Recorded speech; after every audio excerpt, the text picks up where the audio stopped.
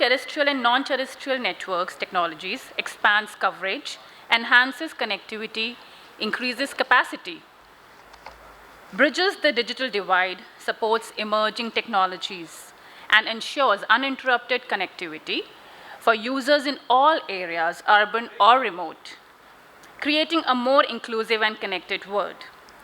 Today's session will be chaired by Dr. Mike Short, CBE Chief Architect, Satellite Applications Catapult. I would like to hand it over to moderator, Ms. Isabelle, Mauro, Director General, GSOA. Please, ma'am, kindly come on the stage. For the panel, speakers would be Ms. Isabelle, Mr. Sagar Darbari, Partners, Deloitte, India. Sir, can we have you on the stage, please? Mr. Sagar. Mr. Prabhat Kumar Sahoo, Center Head, Hughes Systique Corporations. Please, sir. Mr. Bharat Bhatia, President, ITUAPT Foundation's Vice Chairman, World Wireless Research Foreman. Very welcome, sir. And Mr. Hazem Moakkit, VP Spectrum Strategy, Intelsat. Please, can we have a good hand for them, please? I'll hand it over to, please, our moderator for the event, Ms. Isabelle.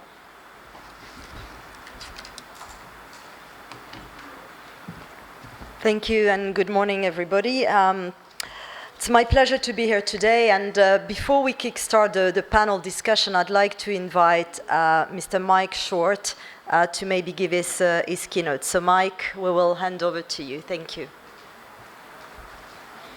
Thank you very much. It's a great pleasure to join you. I'm sorry I cannot be there in person with you today.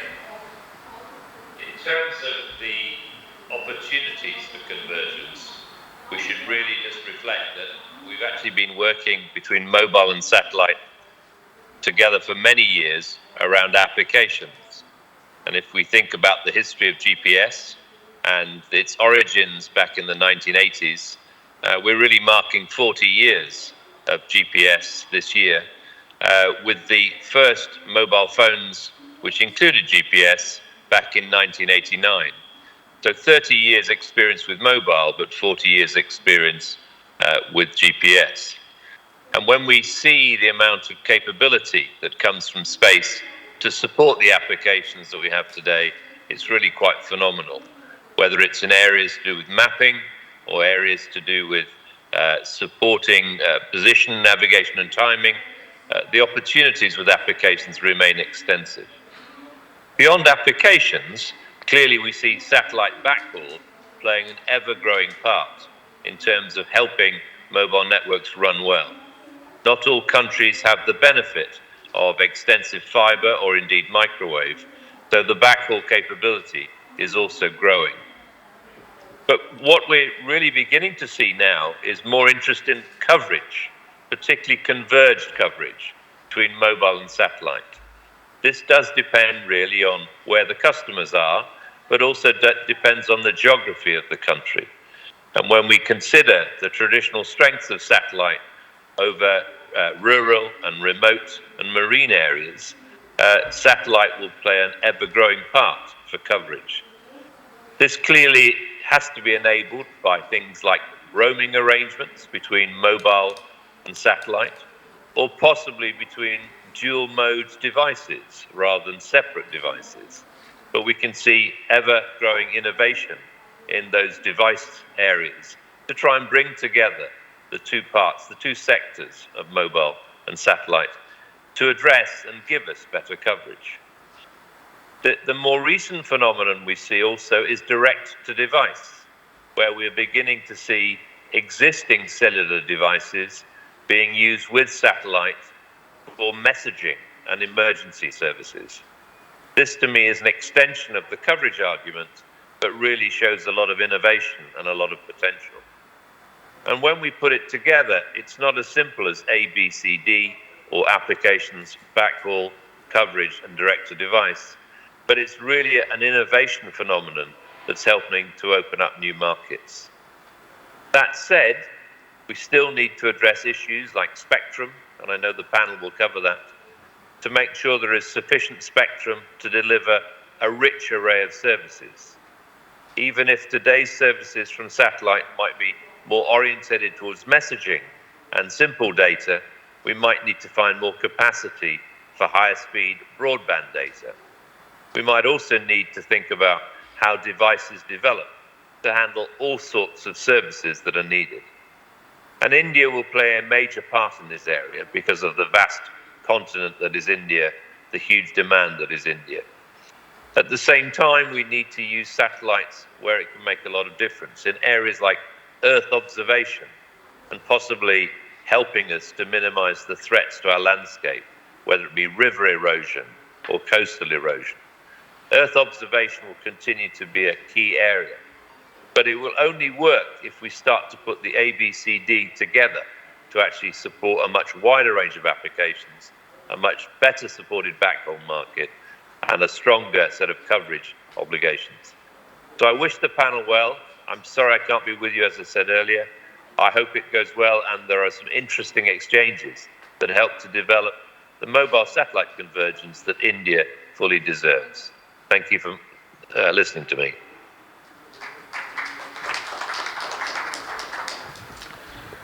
Thank you, Mike. And it's very warming for me to see Mike here on stage, although remotely, because Mike and I go a long way. When I was at the GSMA 25 years ago, actually.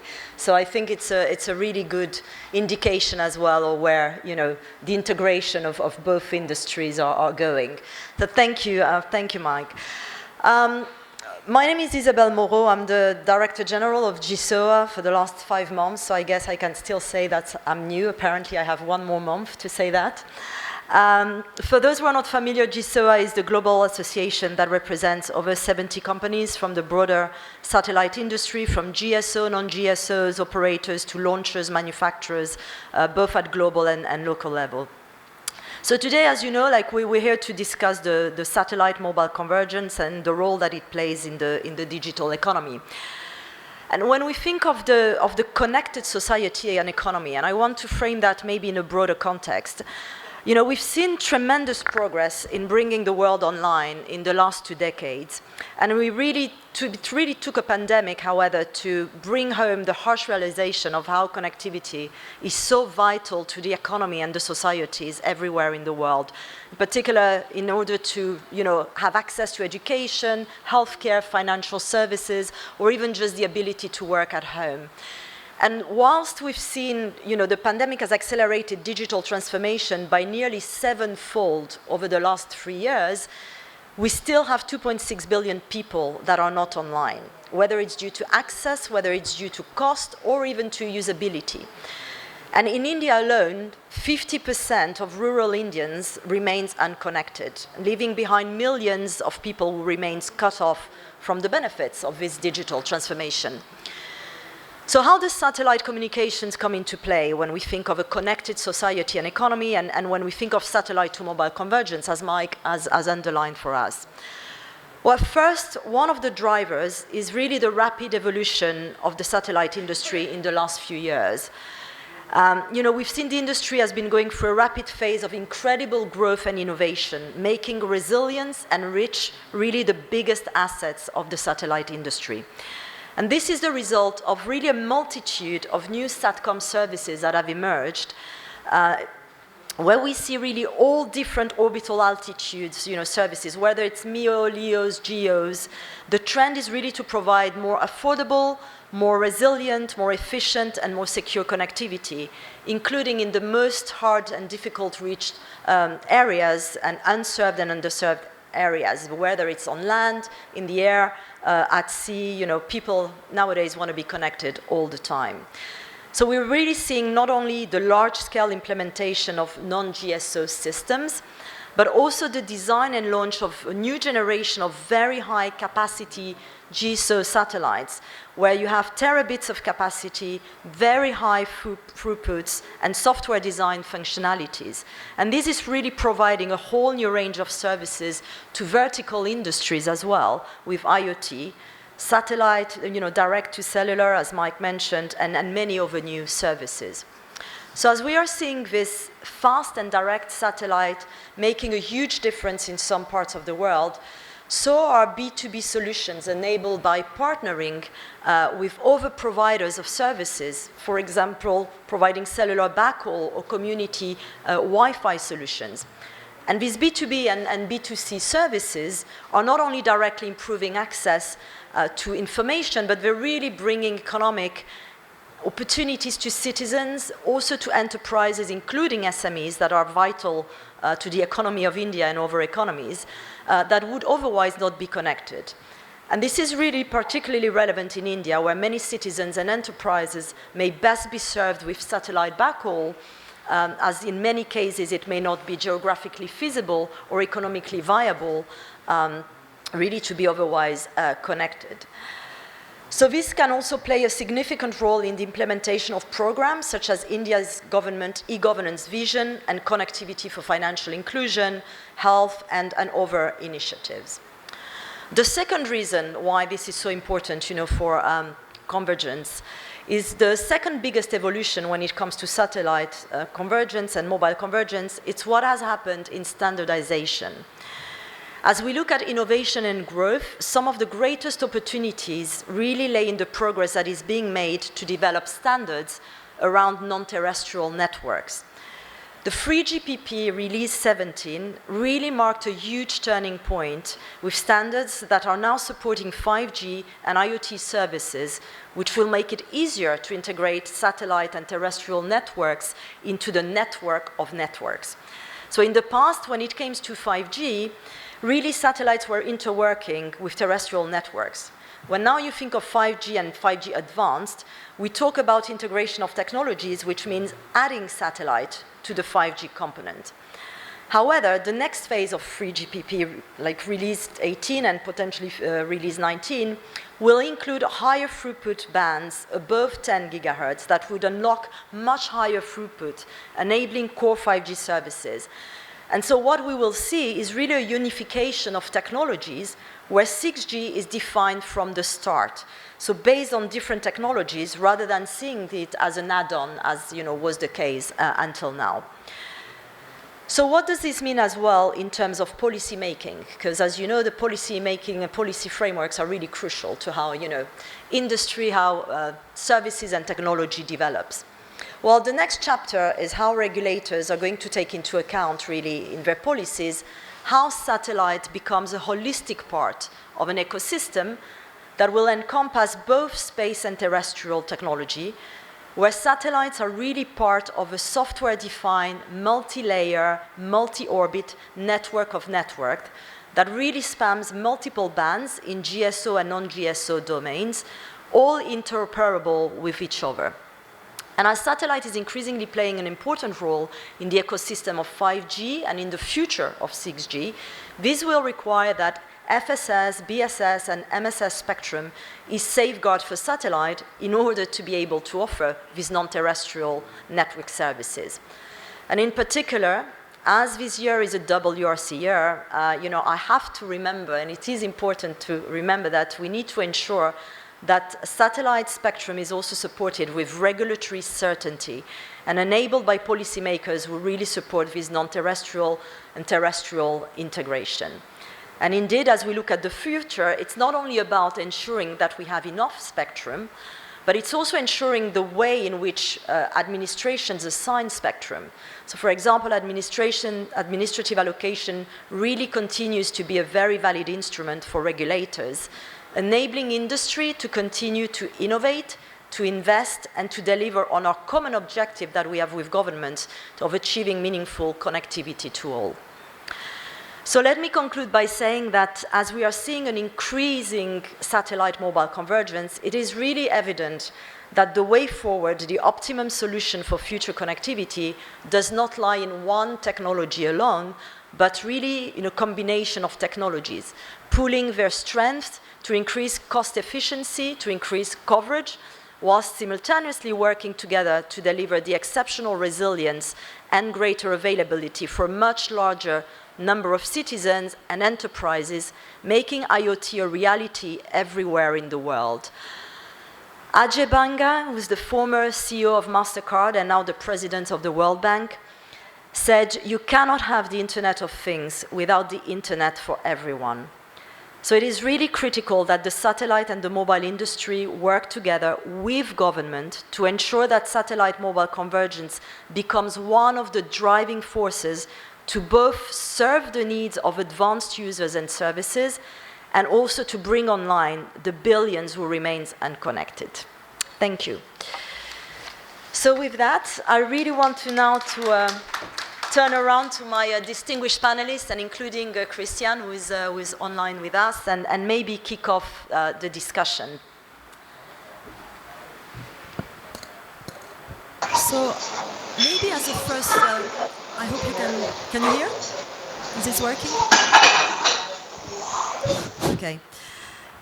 Maybe as a first question, really, I would like to start with all of you, and maybe I'll start, Hazem, you are at the end over there, so I'll start with you.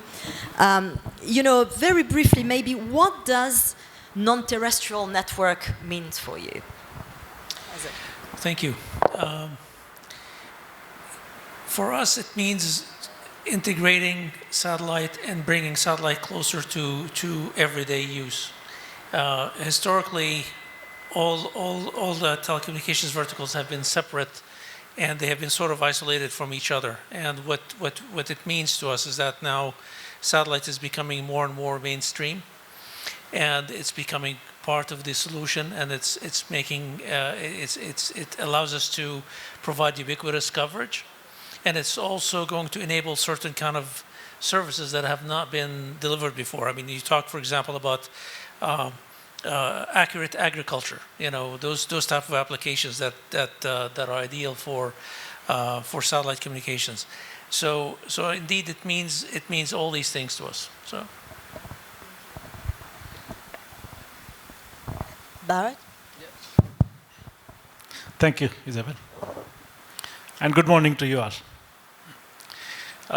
From my perspective, when we talk about convergence, actually what the organization that I represent is the first convergence itself.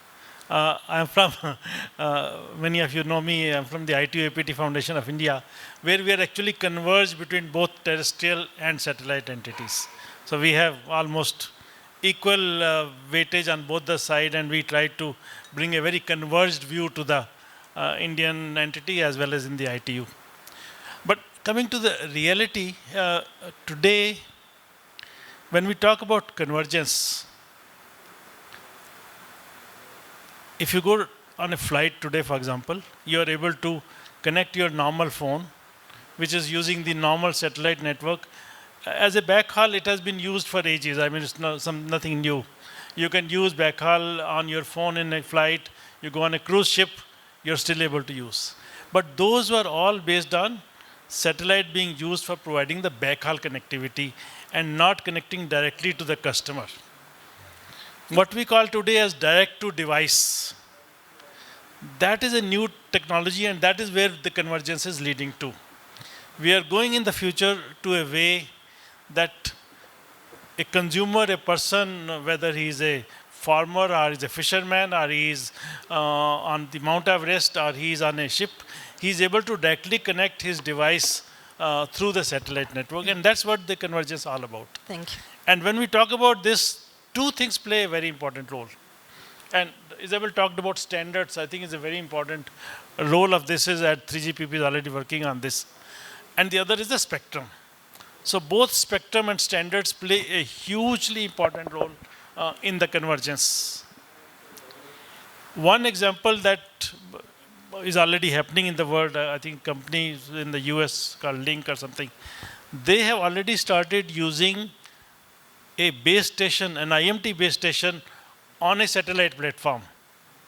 So now, instead of having a base station in your neighborhood, you have a satellite base station, and you can use your normal phone connecting on your normal mobile frequencies. So it doesn't need a spectrum, it doesn't need any new regulation. You are able to use your phone as a converged device. The second one, which is more important, which may come up, using the satellite spectrum in your device. And already things are happening where you have the devices now, and I think Qualcomm has come out with chip, and other companies have already started making devices where you will have a converged device on your mobile phone, you're able to connect directly to the satellite using the satellite spectrum. So it's a game of basically satellite spectrum and the standards. And both the 3GPP working at release 17 and maybe release 18, there's going to be a lot of convergence happening already. Thank you. So I think that's the kind of thing that we are going to see. Thank you, Bharat. Thank you. Thank you, Bharat. Prabhat, maybe in a couple of words, because I think we'll go into more details into the discussion, just as an basically, currently the mobile technology is ingrained into our life. But still there is a large part of the world which is not connected with the mobile devices and mobile wireless connectivity, wireless internet connectivity. So the main objective is to reach, give a seamless service at anywhere, maybe wherever you are, and service.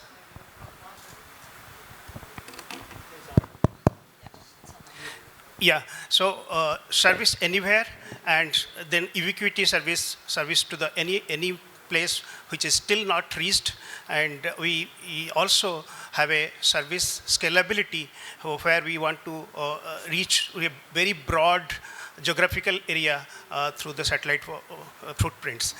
And so to achieve all these things, you need the satellite and mobile convergence. And this is going to be a very win-win situation for the mobile operators who will be able to reach or who will be able to increase their footprints to remote areas. And also it will be a big opportunity for the satellite operators who will increase their subscriber base. So this is a win-win situation for both satellite operators as well as for the mobile operators. Yeah, that's the. Thank you. Sagar? I think what's important is to look back at what has happened, so we get a clear view of what's coming, right? So there are lots of good things that have already happened in the Indian telecom market. You have over 1 billion users who consume more than 21 GB of data every month, which is among the highest in the world. They, by the way, also speak for more than 1,000 minutes in a month, right? So that's massive, right? One could have worried about the fact saying maybe where will the next level of growth come from. So again, when I see NTN and what was said in the morning session and what you said, Isabelle, just a while back, the fact that 50% of the unconnected are still in India, that's the beauty and that's the power for me, right? So if we can, to me, the NTN is the way that we will actually connect that bridge of how the next level of growth will come from. And I'm personally very excited to see where this will go. Thank you. Perhaps before I turn to Cristian for the next question, you really mentioned something that to me is a question on India has one of the lowest ARPU in the world. So if we're thinking that even with this level of consumption and the sort of time that people spend on the phone, the ARPU still remains very, very low in this country. If we think that what Convergence is going to be doing is connecting more of the rural areas, where the purchasing power, I assume, is much, much lower than what we have today in other areas. How are we going to make a business case out of that? Both, you mentioned it's a win-win situation for satellite and mobile operators, but we know that mobile operators are really struggling, right, to make money in those areas. So do you have any idea of how yes, ARPU is among the lowest. But if you just look at EBITDA margins, they are among the highest that you can get. So the two successful telcos generate more than 45% EBITDA margin, which compares favorably to pretty much anybody that you can consider, right? In this case, what's also important is the cost of service operations, right? So when you go rural, the cost of providing services is significantly cheaper compared to when you are actually operating in the urban markets and all, right? So discovering how to go and launch in those rural areas and what can you learn from what, say, the towercos and the telcos have already done in India will be crucial to delivering the promise, right? The very fact that with such low ARPUs, with such high usage, at least 2 of the 3 or 2 of the 4 telcos are able to generate such class-leading margins, that gives you the confidence saying there is potential to make money. So the volume is yes. really what compensates. That's one, plus the cost of operations, right?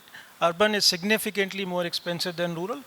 So finding those cost levers as you go rural will be crucial. Both CapEx and OpEx. Yes. Yeah. Now? It's working? Yeah. So yeah, both in terms of CapEx and OpEx is the both operations. Good. I may turn now maybe to Cristian. Hi, who is joining us. I don't know from where in the world, but maybe in the US or London, I don't know. Cristian, given the complementarity between mobile and satellite services, which is really clearly increasingly leading to the and satellite applications, can you explain what is the base?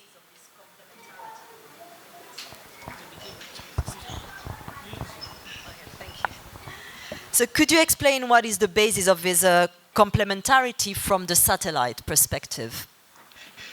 Thank you, Isabelle. Can you hear me? You need to high up the volume. If you can put your volume higher up. Okay. Can you hear me now? Great. Yeah. Thank you. Excellent. Excellent. Good afternoon, good morning, Isabelle, and to my distinguished colleagues in the panel as well, and to the audience. Thank you for that question. I think this complementarity comes basically from coverage. It's all about coverage. Both mobile and satellite have different properties in terms of how they cover the territory. We have seen that in the 5G evolution, 5G has not been able to reach everyone and everywhere yet. That's where satellite comes in. And part of that phenomenon, which is a phenomenon of physics in terms of what satellite can do and what mobile can do. Because of that, we have seen a growing number of partnerships. So the convergence comes in a different shape now. The convergence is happening through partnerships. So we can see many mobile operators now engaging in partnerships with satellite companies. This is happening in India. This is happening in most countries in the world now. But some mobile operators also have their own satellite divisions. And that has been a historical business model as well. So in a way, convergence is not such new thing, but now, given the status of the technology, because everything is about coverage, we are seeing more explicit partnerships between mobile operators and satellite operators. So that's one angle of it. The other angle of it is about, and someone made a really good point here, is about being able to get to the users economically. It's all about cost, particularly in countries like India. So the strategy is going to be a strategy about bandwidth economics. So we can only get so far with mobile, and then we can cover the rest of the country, or we can complement mobile coverage with satellite only in a way that makes sense economically. And for that, we're going to need a full ecosystem convergence where we have the terrestrial mobile network covering the main city areas, but then we have a space strategy, which is a multi-orbit strategy in order to keep those costs low or even lower than terrestrial. So the multi-orbit GEO plus GSO plus NGSO plus mobile terrestrial, to me, is the full suite of capabilities that can really drive the cost down. That would be my initial thoughts on that, Isabelle. Thank you. Thank you, Cristian. And very interesting. I may want to turn maybe to Hazem as well on these partnerships. That we are seeing between mobile and satellite operators that Cristian just mentioned, that Mike mentioned, and many of you on the panel. Is it just about, is it just going to be about direct to handset, or what are the different types of services that this is really going to enable the citizens, the enterprises, the SME to have? So that would be my first question. And linked to that, we hear a lot about the mobile and satellite industry cooperation partnerships. What about the verticals? I just came from a conference in Europe, in Brussels 3 days ago, and the investment of verticals in space is very little. nobody thinks of investing in space, yet they're going to be critical, right? If we think of IoT and financial services, you were mentioning agriculture and many other areas, healthcare, etc. So tell us a bit more about, because I think you have already quite a lot of partnerships. You were very present at Mobile World Congress this year, so it was really good to see that happening, on the ground. So maybe tell us a little bit more of what are those partnerships, what do they deliver? Thank you. So indeed, when I was at MWC this year, the theme that you could see is this convergence. And one thing I want to clarify, it's not that one vertical is displacing the other, but it's more about they're coming together. One part of NTN that often kind of gets overlooked, which is a lot of folks, when they think about NTN, they think about direct to device, direct to handset.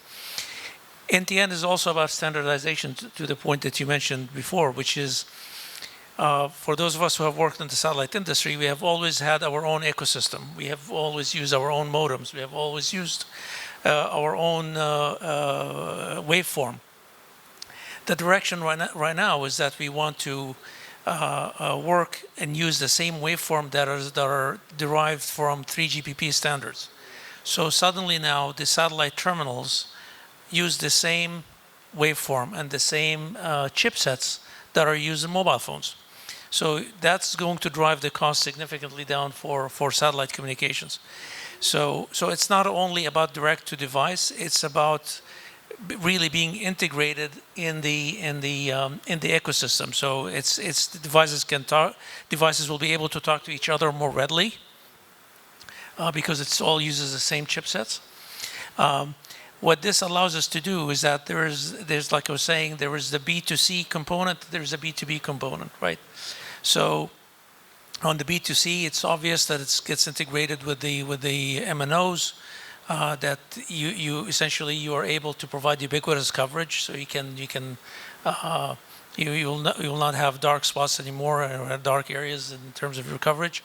But on the B2B side also, it will enable the MSS sector to grow because again, historically MSS has been its own vertical in the satellite business, the mobile satellite service, and it relied on proprietary technology. Now this technology can be the same as what's being used in the mobile handsets. So now this allows it to come in closer to the users and to bring the cost significantly down. So obviously there's the question of spectrum. We can talk about it later, but there's the question of spectrum and how we can make this happen. So I can touch upon it if you like. Yeah, maybe, let me come back maybe then to just on the vertical.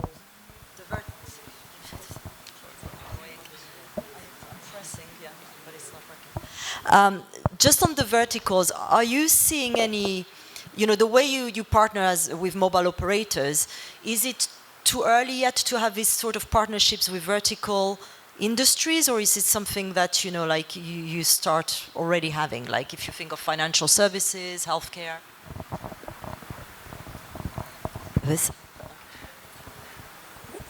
The partnerships are happening, but they're still in their early stages at this point, because I think the technology, when you look, for example, the direct-to-handset technology, they're still not fully mature yet to provide a compelling service. I think you hear, to be quite frank, there's a lot of hype about direct-to-device, but the technology has not reached the level that I've seen that provides a compelling service yet.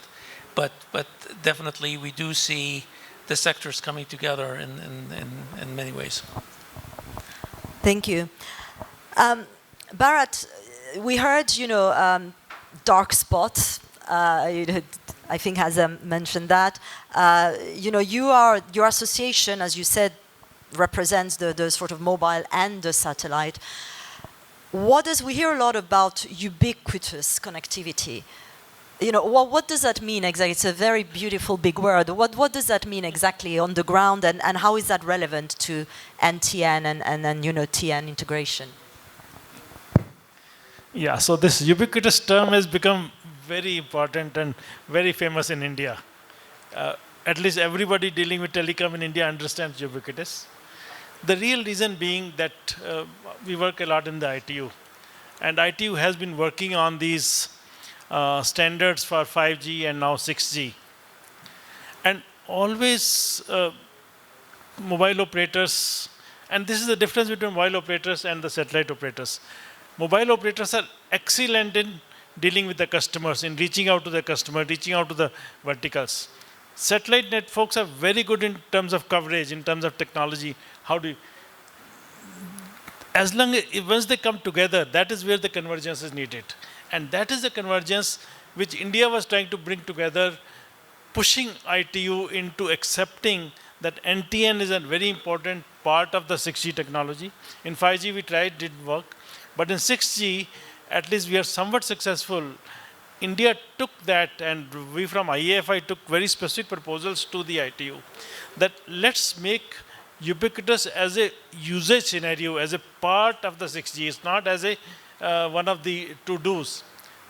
When we talk about ubiquitous, basically means bridging the digital divide, connecting the people who are left out, connecting the islands, connecting the mountains, connecting the sparsely filled areas, where it doesn't make a business sense for a mobile operator to put up a network. But it will work very good with the direct-to-device, or even with a kind of a backhaul connectivity using the satellite and a local Wi-Fi network. So there are ways of doing ubiquitous connectivity, which if they are inbuilt into the standards like 3GPP is now doing, that standards working together between the satellite industry, bringing all their technology might, and the mobile operator, the MNOs have wonderful experience in terms of how to reach out to the customer, how to fulfill the customer requirement, how to make money in this country like India, where the ARPU is so low, but all the richest people are mobile operators.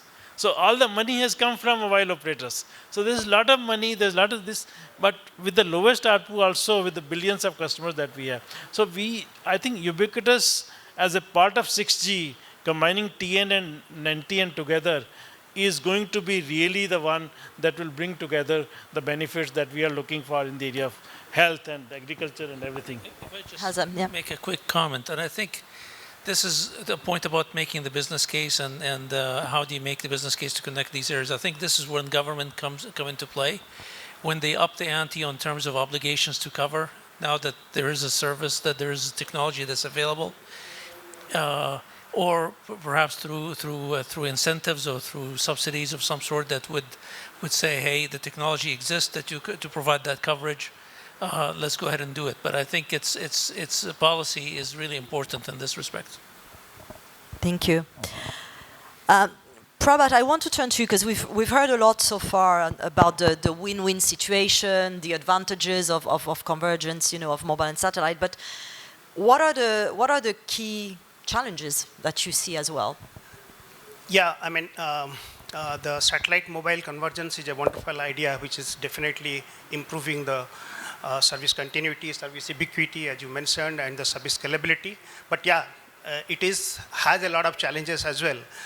And the first and foremost is the delay that satellite communication introduces, because it's a long path when it is a geo satellite, or even for a LEO satellite. For geo satellite, the delay is of the order of 500 milliseconds, and for the LEO satellites, it's of the order of 20 to 30 milliseconds. So these delays are huge, and that provides a challenge to design the base stations which are planned for terrestrial network, how to use it in a satellite situation.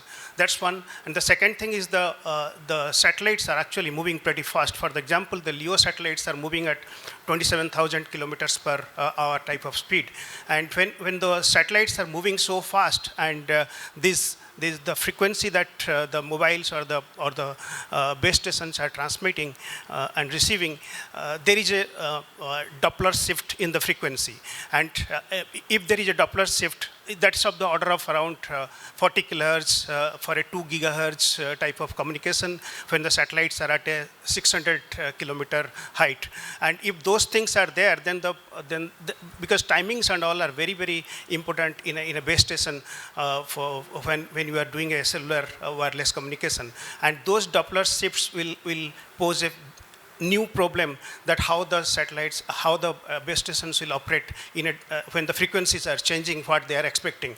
Whatever frequency the base station or the mobiles are expecting, something different is coming to them. So that's the second challenge that is there. And the third challenge is basically the satellite communication has the inherent problem of the terrains are different. There will be mountains, there will be forests, there will be, so the signals to reach to the satellite in this type of challenging terrains is always difficult and a problem. And the next one is again the weather conditions, the temperature, the humidity that attenuates the signal that is reaching to the satellite. So these are some of the challenges that are there. And apart from that, yeah, there are some more technical challenges like whenever there is in any packet network, there will be retransmission requirement, and because of the huge delay that there is a huge delay that is between the base station and the mobile, this automatic request HARQ that the term is at the physical layer level.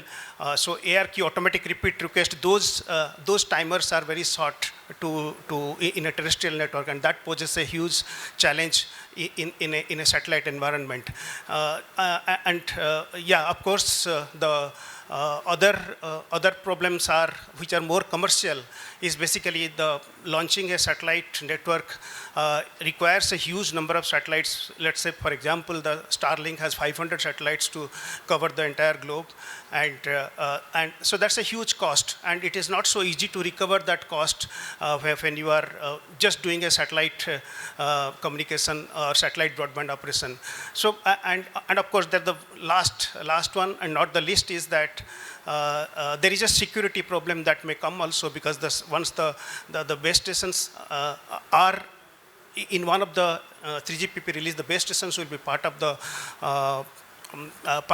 satellites, and then the software upgrade for those or the hacking of those softwares may be a problem, and there is some security concern that is there, that how it may be handled in future. So these are some of the challenges I see in a satellite communication environment. Thank you. Interesting. And you know, Sagar, I turn to you because as Deloitte, as a consulting firm, I'm assuming you've been working with a lot of different actors in the market, in the telecom market. You know, we've heard from Prabhat that security, you know, technical cost, those are the challenges. If you think of challenges, you know, when you think of the Indian market, innovations, but also challenges that you've seen, what are the lesson learned that could be best, you know, avoided by the SATCOM players in this market? Sure. I think you got to solve for each market, and each market is different. So while challenges are obvious, you also got to see the opportunity, right? So India is about 340 odd million households. By the way, we only have 30 million residential connections, home broadband connections, right? So that's less than 10% of the households who actually have a fixed broadband connection, right? There are about 7,800 odd towns in India. So forget rural, we are talking towns, right? Fixed broadband is only available in about 1,200 odd towns, right? So out of a total potential of 8,000 towns, only 1,200 towns you still actually can get a fixed broadband connection, right? Now, so that gives you a size of the opportunity in that sense, right? If we, I mean, you look at any of the markets in Southeast Asia, for example, pretty much all markets have excess of 30-40% of the households that have some sort of a fixed broadband connection. We are at less than 10% of that, right? And by the way, different from mobile, on the fixed side, the ARPUs are fairly decent, so you can actually make money on the fixed broadband side. The way that some of the telcos have sort of solved for this, which could be a way to sort of think of how SATCOs can also do, is there are three things they've done very well. Okay, so India used to, I talked about 1,200 towns. That number was only about 200 towns just 2 years ago. So fixed broadband, you could only buy in 200 towns out of the total towns in India. The typical challenge was who goes and does the installation of the device at home, right? You never had that amount of scale, you never had those amount of skills available that can go and put the device at their places. What they've done and done very nicely is actually taken a leaf out of the sector on the media side, wherein they actually use the local cable operators, okay, who actually are prevalent across a large number of towns in India.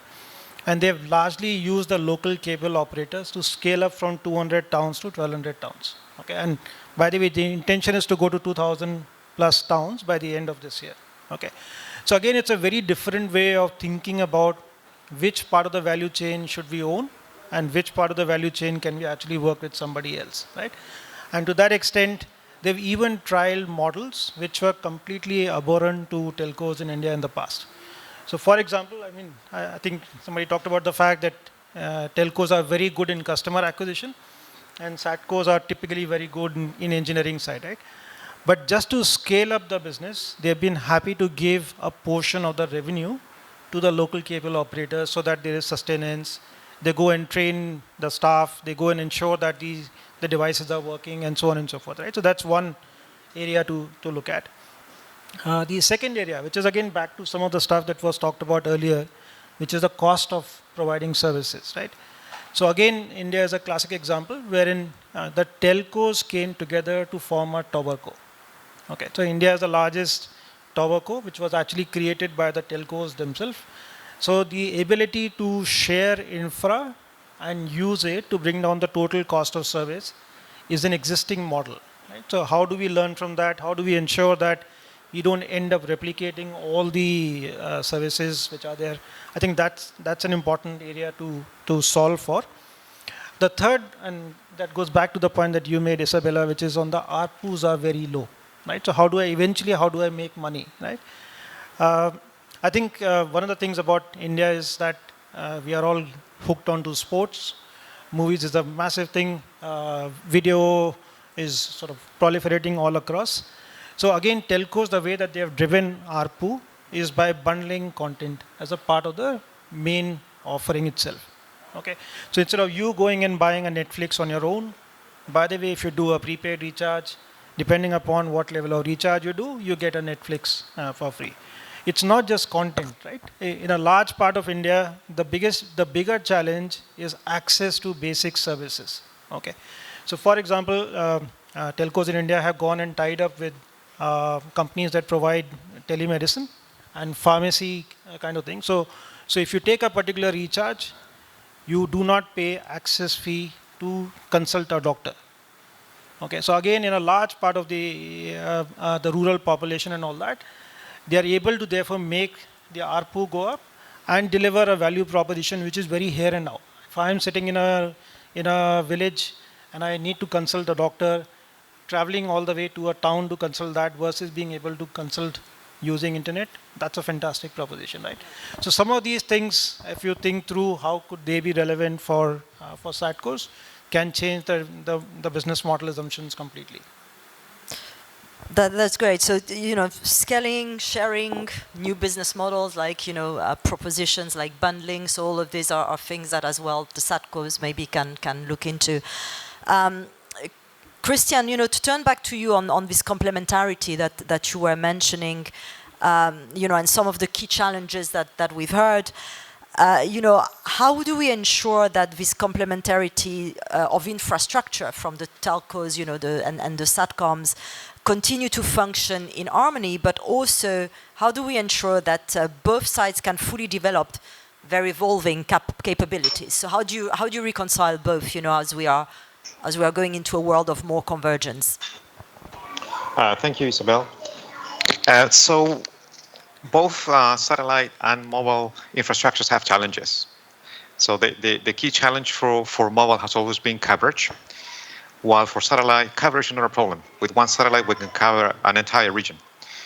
However, for satellite, the key challenge is bandwidth economics. So being able to balance our CapEx by having a multi-orbit strategy. So at ViaSat, we strongly believe that managing this equation of bandwidth economics is key for us to continue to progress this complementarity but also we need to be able to smooth out those areas where we have differences between the two types of infrastructure. So terrestrial infrastructure will always have an economic challenge in terms of reaching out to the last mile.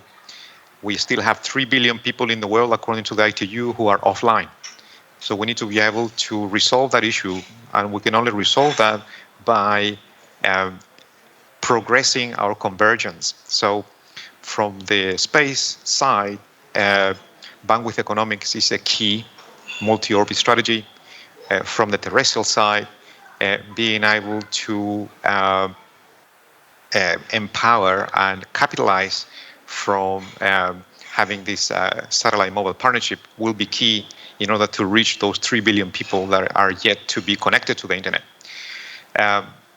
One part of making sure this complementary evolves and grows towards the future is just to separate the runways, shall we say, through which terrestrial technologies can evolve and seriously grow, and also making sure that the laneways or runways where satellite systems operate are also developed and maintained in a way that all satellite systems can evolve as well.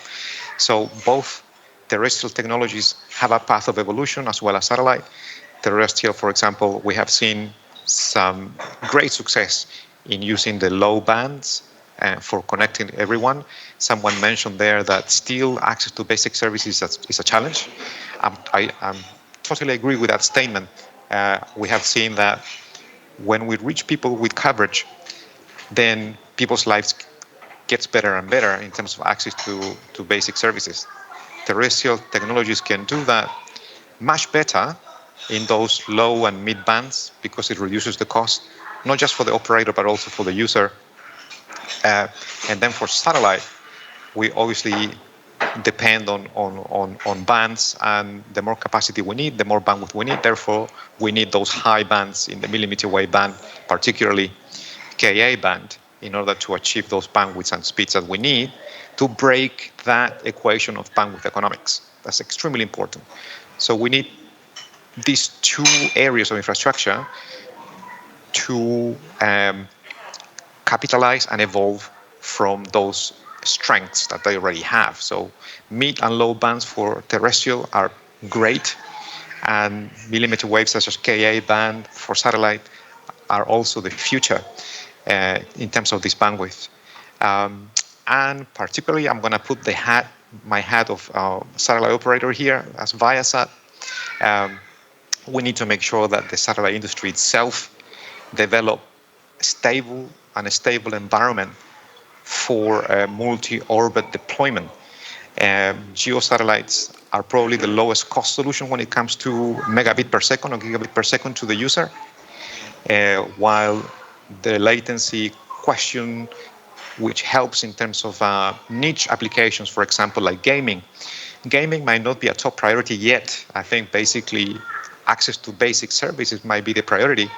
Therefore, we need to prioritize this multi-orbit environment and making sure that multi-orbit environment is stable, so both NGSO and GSO can do the best they can where they win. So bandwidth economics, making it cheaper, you move up in orbits, your bandwidth cost goes low, decreases.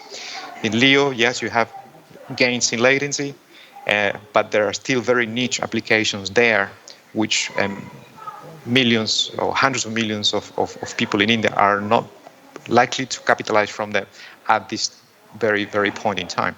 So that's some of the key things I think that we need to do as an industry, both mobile and satellite, to evolve and make sure that we break this equation of bandwidth economics so we can reach everyone and everywhere. Thank you.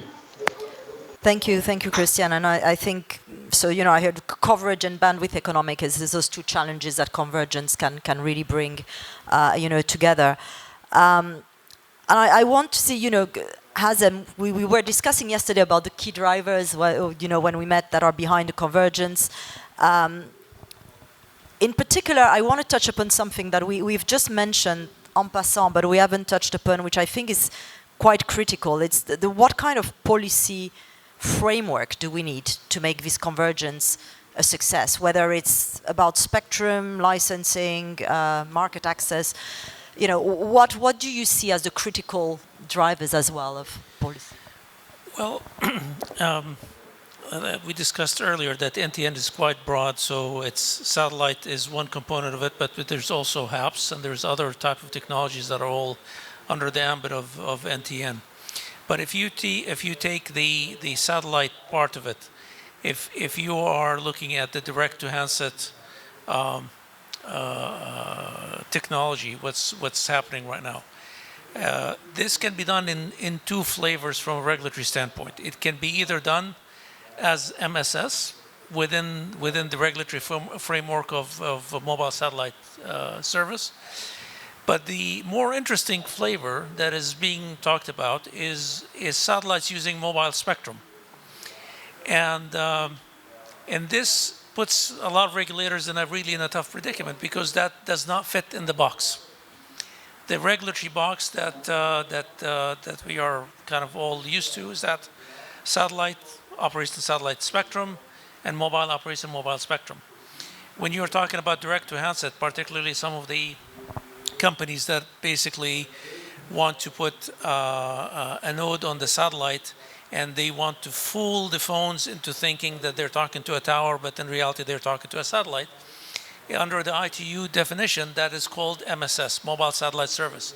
So a regulator would look at the books and they say, okay, you want to use that frequency is not allocated to MSS, so no go, doesn't work. So, and this is, I think, where the regulators need to look at it and say, okay, can we be pragmatic about it? Can we, the challenge with regulations is that this is a box that we created, and now we complain about the box being too small, and then we can't get ourselves out of that box. So this is where I think regulators need to be a little bit more pragmatic and more progressive. They need to. I mean, we can talk about this for a long time, but this is a really interesting topic, because it doesn't fit in the rules and regulations, right? And while the surface is very compelling and it makes a lot of sense, but when you want to check the regulatory box, regulators have a tough time in making it work. So let me ask you maybe a provocative question, because we had exactly that discussion a week ago at the ITU, where they were hosting a workshop.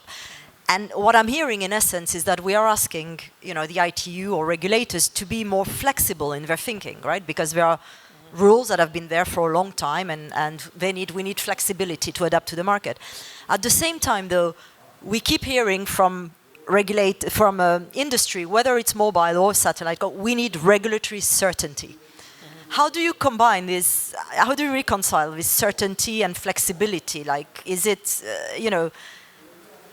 because I think a lot of regulators come and say, well, you ask us certainty, but at the same time you want flexibility. Isabelle, we want all of it, right? You want it all, yeah. We're not greedy. We want flexibility, but it's kind of it goes back again. I think pragmatism is needed, because remember, the ITU is a treaty, right?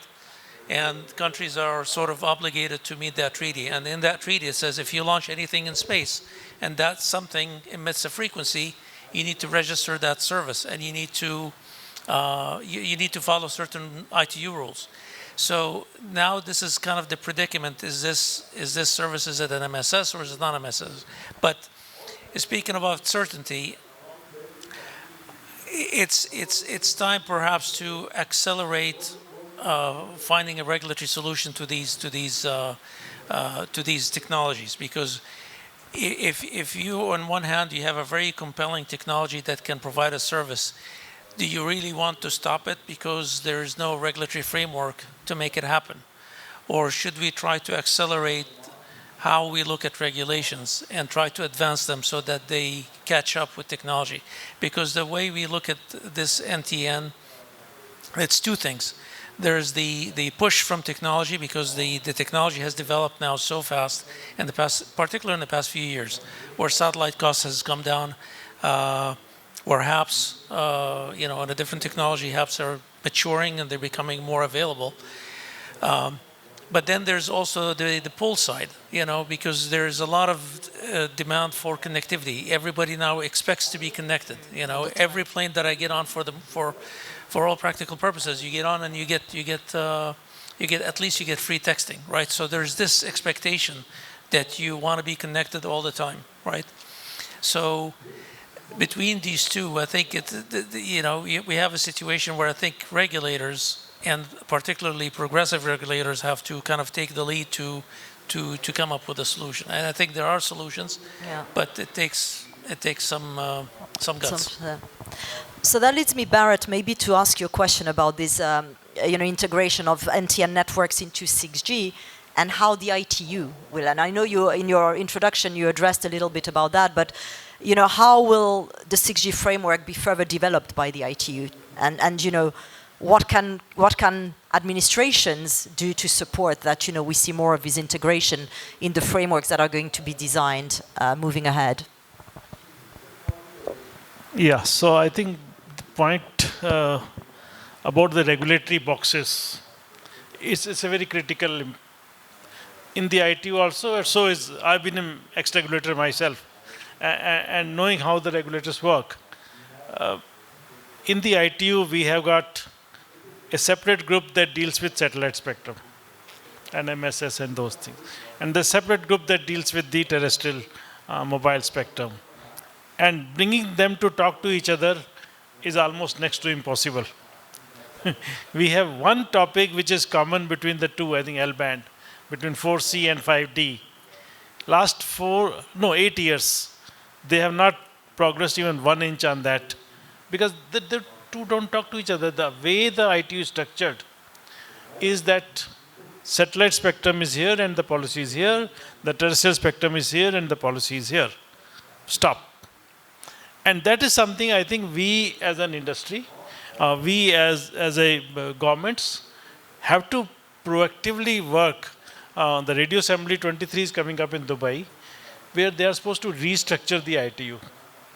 And somehow we need to make sure that there are proposals that bring together the need for a proactive approach, at least on the 6G standard, where we are saying there is an NTN part of the 6G, there is a terrestrial part, there is a satellite part, there is a HAPS part. Now we have HIPS, which is HAPS IMT base station. All that has to be worked together through a single format. So maybe creating a new study group dealing with 6G could be one of the solutions. But on the regulatory side, it's not just the ITU. There is an issue, at least in India, we have a big issue in terms of how the spectrum is going to be assigned to the satellite operators. And that there's a whole consultation going on and a lot of work that is being done by us to make sure that the countries itself do not change the status quo, because there is a satellite spectrum which is dealt in a certain way. There is a terrestrial spectrum which is dealt in a certain way. And if you try to mix them together without the overall framework being disturbed, it could be very harmful to the economies. Thank you. And I think that's a very important point as well, because the circumstances in which, mobile operates or satellite operates are very, very different. So the way you allocate the spectrum and you assign the spectrum needs to be very carefully considered. But Prabhat, we've touched a lot upon the regulation, the ITU, the regulators. What about standardization and the role of 3GPP? I think release 17 was really a turning point, right? We saw it in this integration. So how do you see the role of 3GPP, in advancing this satellite mobile convergence? Yeah, that's right. I mean, basically, when there is so much of interest in this convergence between the mobile network and the satellite network, naturally there is a need for standardization, and what that role has been taken up by the 3GPP. Make no mistake, even before 3GPP started making this particular standardization, there is still communication happening between a mobile and a satellite. The greatest example is your iPhone 14. iPhone 14 uses the legacy MSS spectrums to directly communicate with the global star satellites. And that exists, but that is again a one player, one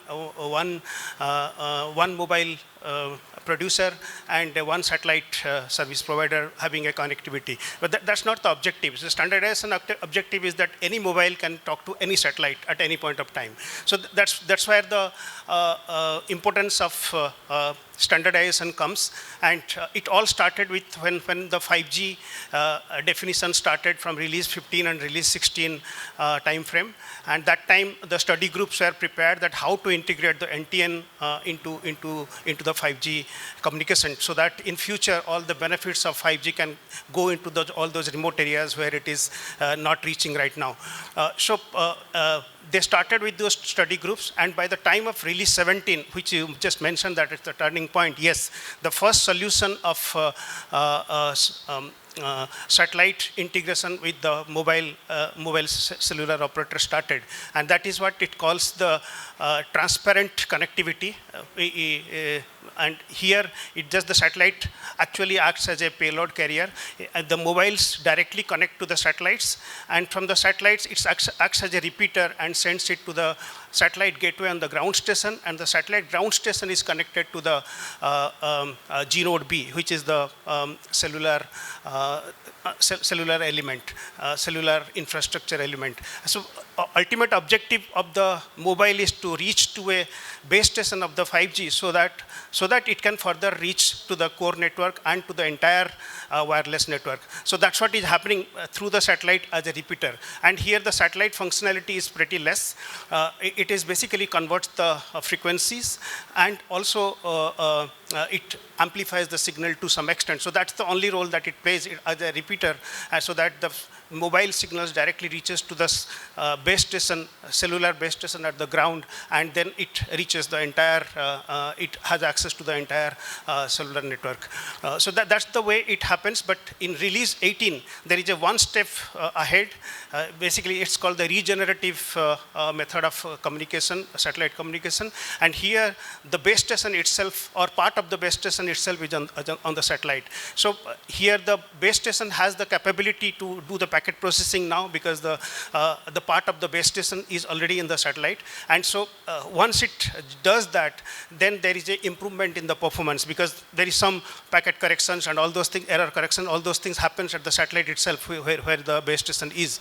And also because the base station is on the satellite, so now the other base stations on other satellites can communicate between themselves. So that's basically the GN interface that we call in wireless networking by 3GPP. So once that happens, then the coverage area increases. So inter-satellite link that enhances the coverage and the performance of the communication. So that's release 18. It is still not frozen. It is on the process of getting freezing, maybe by end of this year or by in the beginning of 2024. We will see the release 18 being part of the wireless network. So, and once that happens, then you will see that further improvement in the performance, and more 5G services that we are talking about, which are so crucial for the public safety, or from the medicine, or from the disaster recovery. All those type of many additional functionalities will be reaching after the release 18 is frozen.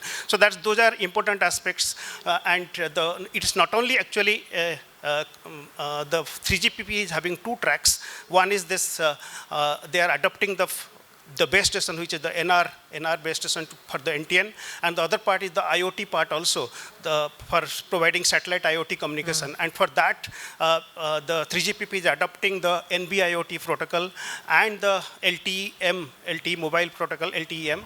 Those two protocols are getting adopted for the satellite communication. So this is the way the 3GPP is playing a major role in connecting in standardizing the network, which will finally help, ultimately it will help to reach the best of the services to the remotest of the areas. So that's the role of 3GPP. Yeah. Thank you, and I think here as well, like the cooperation as well with all the device industry and the certification of devices as well that we've started looking into with 3GPP. and GSMA, by the way, the mobile, That's right. associations Yeah, as yeah, well. yeah. I mean, it is also defining the. I mean, not only the network but also the handsets. And there are currently some players like MediaTek and Qualcomm, those who are already building into that kind of capability. So yeah, it is not only the network, but the devices are also getting future ready because of 5G, because of 3GPP standardization. Thank you, Prabhat. And Sagar, as we continue to look into this collaboration between mobile and satellite operators, I mean, when we speak to governments, it doesn't matter to them, how we are going to connect or who's going to connect people. All they want is that we connect, the unconnected that are still out there, whether it's the mobile industry, whether it's the satellite industry. So, but yet, as we know, like when we go to the ITU, in particular around spectrum, we're still at a point where, we are very distinct industries, who very, fighting for their own spectrum. Where do you see the best collaboration can happen? I'll just add one more thing, and the 3GPP does not distinguish between whether it is a LEO satellite or a GEO satellite. They are bringing up the standard for all. Yeah. So that's another standardization that is also happening, that any type of satellites can be used to communicate. Thank you. So I think the collaboration will probably happen at two different layers. Okay. One is in terms of the sort of whole go-to market. And I talked about the challenges in India, wherein, I mean, we are a large country, lots of areas which are very difficult to reach and all that. But telcos and towercos have been doing that for a while. So therefore, what are the models that you can use to scale up and set up services? I think that's one area wherein, at least for B2C part of the use cases, you may need to depend on the telcos to get to those markets.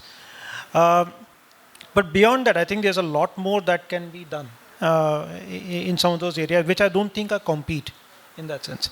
So for example, given the fact that India is a large market, telcos have developed a very nice model on which are the profitable areas to go and where is it that you can actually give a loan to a customer to buy a service.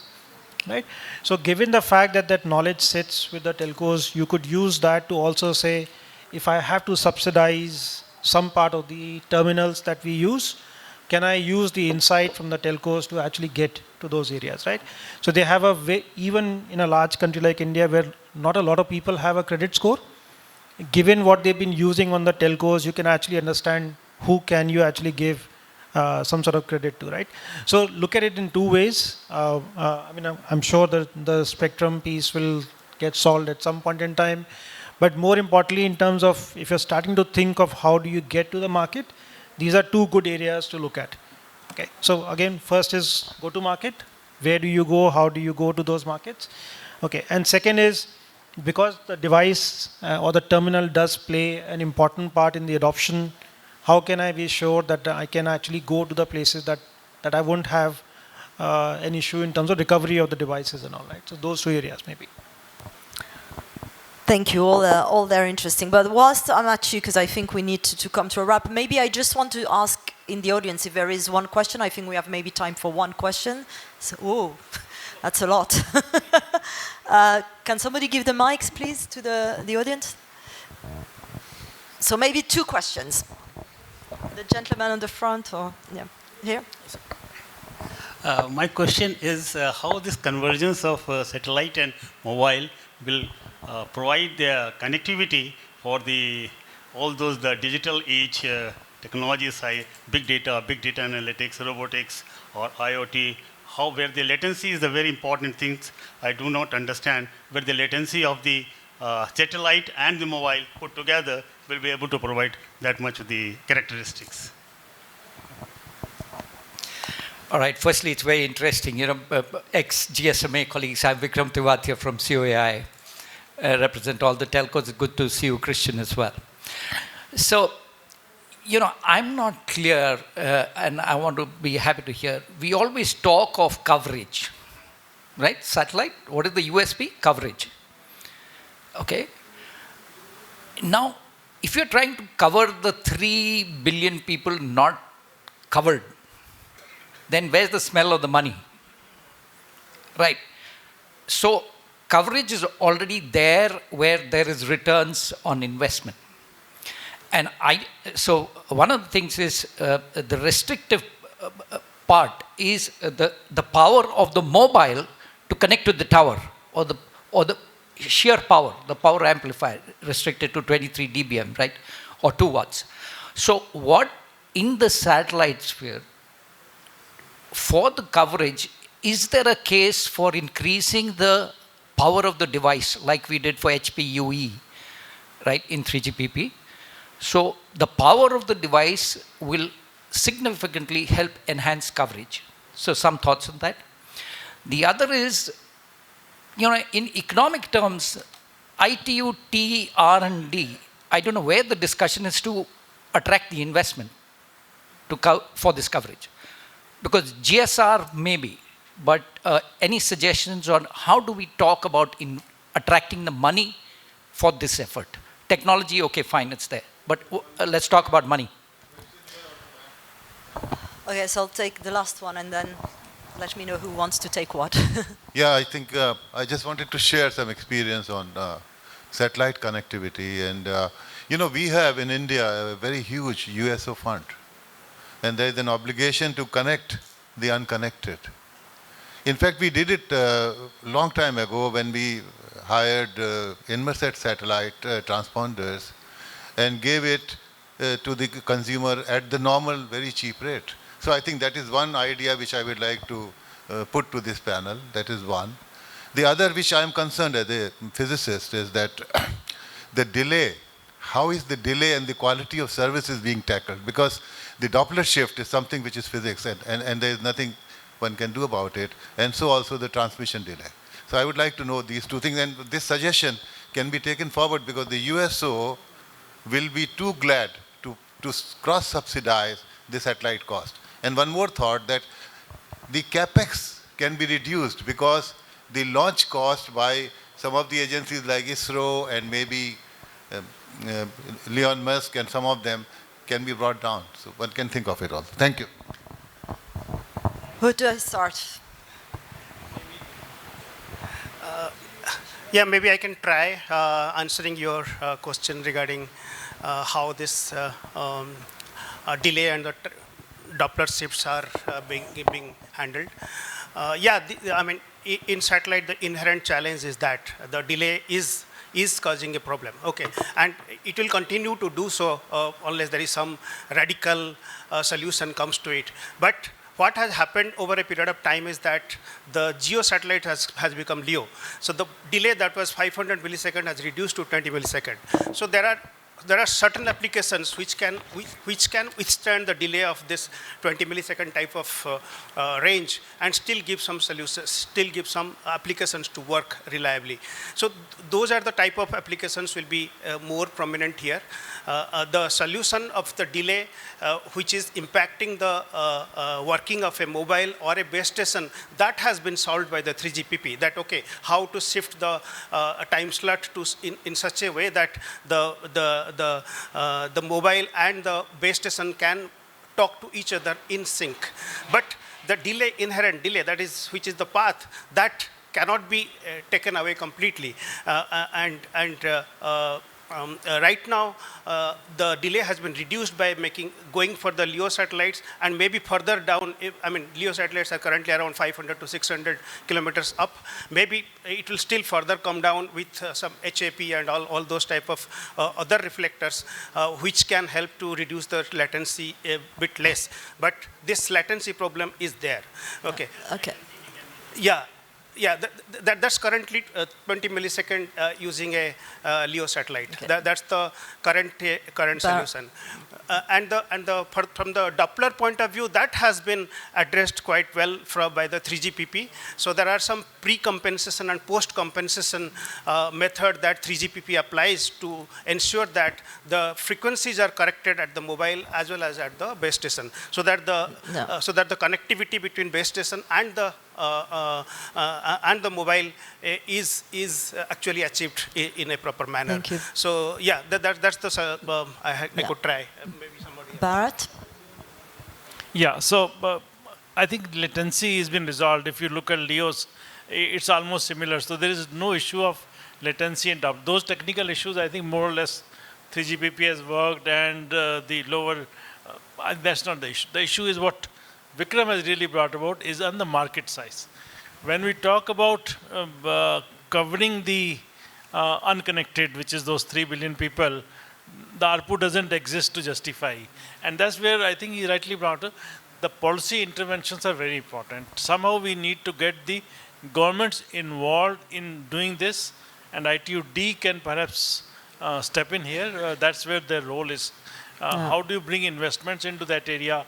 How do you get the right kind of policy intervention that can actually influence? That is the area perhaps I think we as industry associations have to work in, and that's where I think we are going. I think, Cristian, you raised your hand. Maybe you wanted to address one of the questions? Yes, thank you. Just in addition to the previous speakers, and thank you, Vikram, for the question. I think it's a very appropriate question, actually. And rightly so, you say it's all about the cost, and we cannot disregard that aspect. So just to address any other questions on latency, latency has a cost as well. If your cost to reduce latency will mean that you have to deploy 30,000 satellites every 5 years, with the inherent launches that you have to deploy as well, one launch per month or multiple launches per month over 4 or 5 years, that's very costly, and that cost will be felt by the users. So that's one angle. So that is part, again, of the bandwidth economics. So ViaSat, we strongly believe that bandwidth economics is basically the sweet spot where Vikram's questions about how do we go and cover these 3 billion people if the return might not be there. Also with ViaSat, I have an example that is useful here. So with ViaSat, we have done mobile coverage augmentation. So we have examples of this in Mexico and Brazil, successful examples where we have, through our ultra-high throughput satellite, taken 4G coverage to villages in remote areas of Brazil and Mexico. And we have basically done a model which is called SAS, so or infrastructure as service. And we provide the LTE infrastructure at the remote area, which we connect via the satellite. So we provide all of that as a service. So we remove the capital expenditure part of the equation from the mobile operator. Then the mobile operator can basically lease this infrastructure in full and just concentrate on what they do best, which is to deliver high quality services to the users. So that's one potential model as well. And again, the way to address the cost question is always about bandwidth economics. How do we reduce the cost of 1 gigabit per second to the user? And again, we can only do this through a mix of partnership on the ground between satellite and mobile operators, and then up in space, having a multi-orbit strategy where we reduce the cost as we move up in orbit. And those niche applications that rely on extremely low latency, those ones have a very high cost, and you have to factor that in. So 30,000 satellites every 4 years with 120 launches will hurt the pocket for the operator that is deploying that kind of strategy. So I just wanted to close that. Thank you, Isabelle. Thank you, Cristian. And maybe looking at Hazem and Sagar, a few last words with regard to the questions before we close. Or? Yes. So one point again, remind everyone: NTN is not only direct to handset. NTN is also using 3GPP standards to reduce the cost of satellite terminals.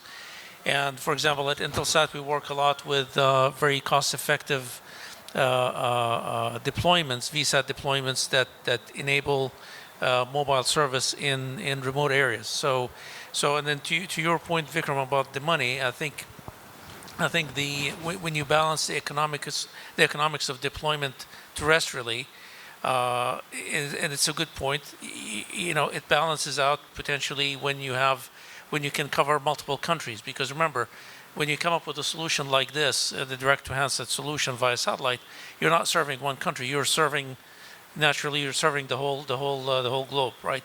So at that point, the cost is no longer just that one country, but the entire service area. So the economics can be a lot better. Thank you. Sagar?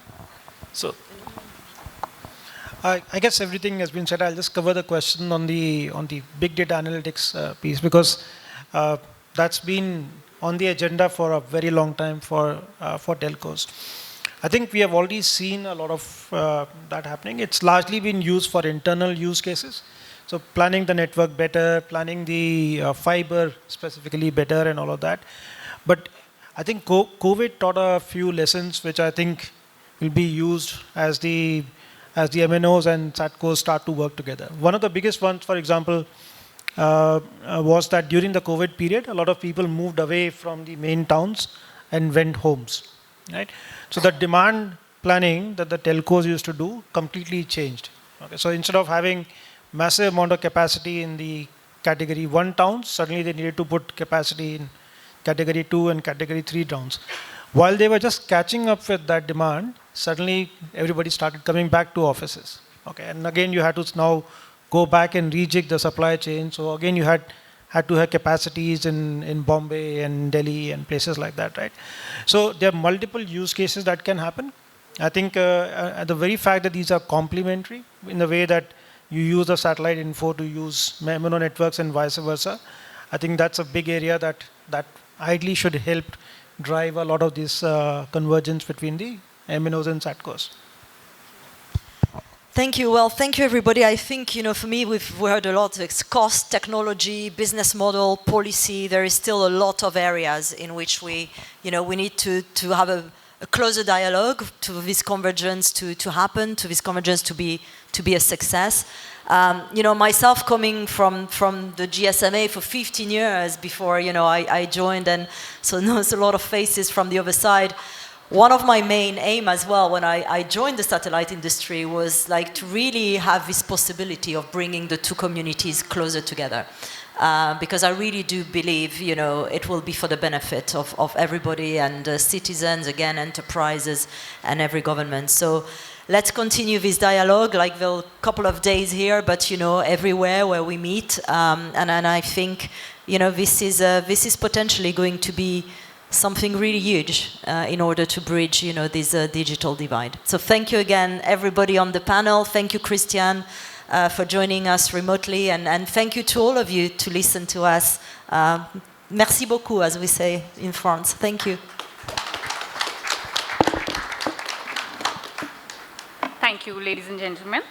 I guess hotel has tried its best to give us a cold space feel here. The hot lunch awaits now. The VIP and speakers are requested to move to Oval, where you had the inauguration, please, and the delegates are most welcomed in the tea area.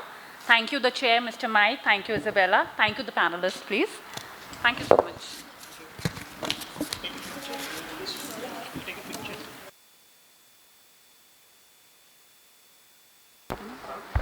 Please, we would like to resume by 2:15 so that by 2:30 we can smoothly start the forthcoming sessions. Thank you.